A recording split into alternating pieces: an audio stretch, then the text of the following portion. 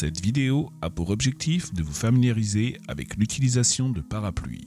Elle présente de façon générale les différentes fonctions et les différentes fenêtres de l'outil. Des aides plus détaillées sont disponibles pour vous aider à travailler sur chacune des fenêtres.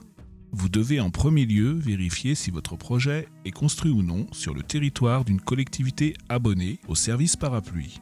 Si la collectivité est abonnée, vous aurez accès à quelques fonctionnalités supplémentaires et les écrans peuvent être légèrement différents de ceux présentés dans cette vidéo, qui correspond à l'utilisation générale, c'est-à-dire au cas non abonné. Ce premier écran permet également de gérer vos différents projets. Dans le cas d'une première utilisation, aucun projet ne figure dans la liste et vous allez devoir en créer un nouveau. Auparavant, il est utile de vous familiariser avec les différentes fonctions offertes par Parapluie et activables à l'aide des icônes situées en haut et à gauche de la fenêtre. La première icône vous permet à tout moment de revenir à la page de sélection des projets sur laquelle vous vous trouvez en ce moment. La deuxième icône vous donne accès à différentes pages d'informations que nous vous conseillons de lire attentivement avant d'utiliser Parapluie. En particulier, la page « Quelles sont les données à connaître ?» vous évitera de perdre du temps en préparant à l'avance les données nécessaires à l'utilisation de l'outil.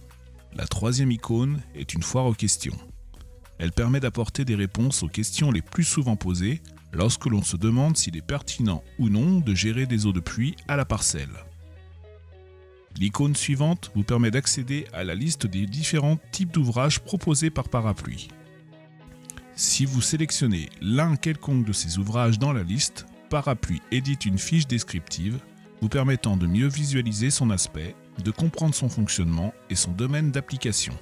La cinquième icône vous fournit une liste des liens internet sur lesquels vous pourrez trouver des informations de qualité sur la gestion des eaux pluviales. Nous vous conseillons vivement de prendre le temps de visualiser le petit film lancé par l'icône suivante. Ce film explique de façon ludique et drôle les raisons pour lesquelles la gestion des eaux de pluie à la parcelle est une bien meilleure solution que sa gestion par un réseau d'assainissement. Il fait partie des différents films réalisés dans le cadre du projet Méli-Mélo démêlons les fils de l'eau, tous disponibles gratuitement sur le site du même nom et auquel vous pouvez accéder par l'icône lien. Enfin, la dernière icône vous permet de nous envoyer un message, par exemple pour nous proposer une amélioration. Il est maintenant temps de commencer à réaliser un premier projet. Pour ceci, il faut cliquer sur la commande Nouveau.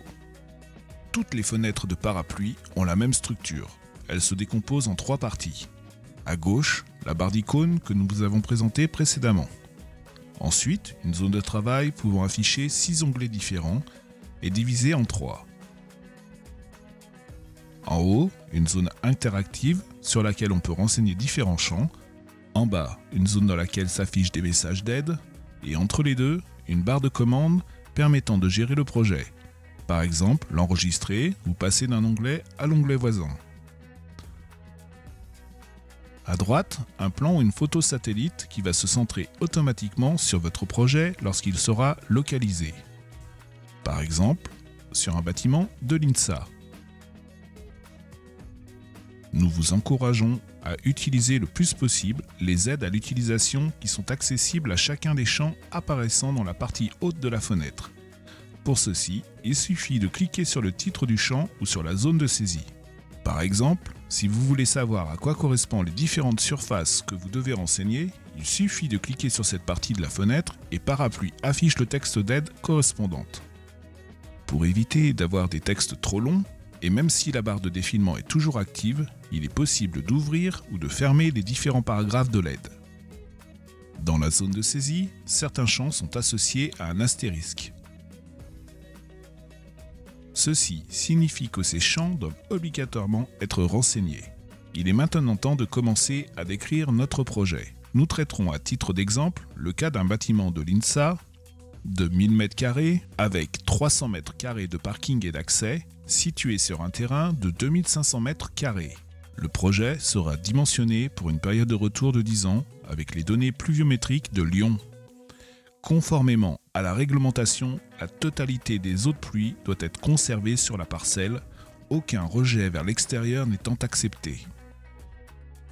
Une fois l'ensemble des champs de cette fenêtre renseignés, il est possible d'enregistrer et de passer à l'onglet suivant. L'onglet Description permet de compléter la description du projet et d'exprimer certains souhaits sur la façon dont on aimerait gérer l'eau de pluie sur le terrain.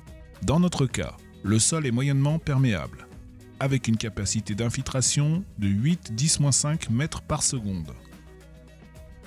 Le terrain est plat, il n'y a pas de contraintes géotechniques particulières ni de risque de pollution de nappe.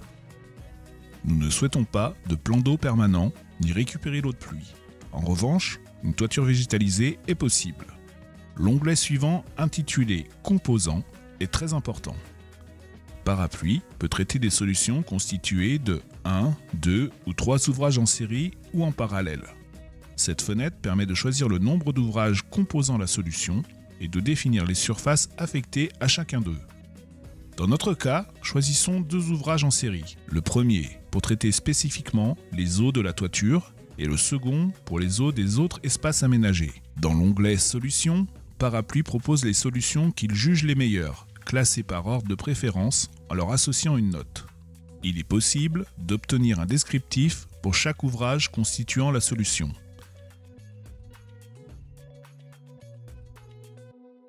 Il est également possible d'obtenir un profil d'évaluation multicritères pour chaque ouvrage constituant la solution. Il n'est pas obligatoire de suivre le choix de la solution proposée par Parapluie. Par exemple, dans notre cas, nous préférons une toiture terrasse associée à une noue. La note globale de la solution est légèrement moins bonne, 20 au lieu de 21. L'onglet Dimensions permet de préciser les dimensions données à chaque ouvrage. Parapluie propose une valeur initiale pour chacune des dimensions des ouvrages constituant la solution retenue. Il représente également ces ouvrages sur la partie graphique. Ces ouvrages peuvent être déplacés ou déformés à l'aide de la souris pour étudier la façon dont ils peuvent s'intégrer sur le terrain. La valeur numérique des dimensions change au fur et à mesure que l'on redéfinit les ouvrages avec la souris. Il est également possible de modifier une dimension directement dans l'écran. Il est possible pour chaque ouvrage de calculer le volume débordé pour une pluie de période de retour supérieure à celle prise en compte pour le dimensionnement. Par exemple, pour la noue et pour la pluie de période de retour 30 ans, le volume supplémentaire à stocker sera de l'ordre de 4 à 5 mètres cubes. Le dernier onglet, Envoi, permet de générer un fichier PDF récapitulant l'ensemble des données et des résultats. Si la collectivité est abonnée au service Parapluie, ce document peut être automatiquement envoyé au service instructeur.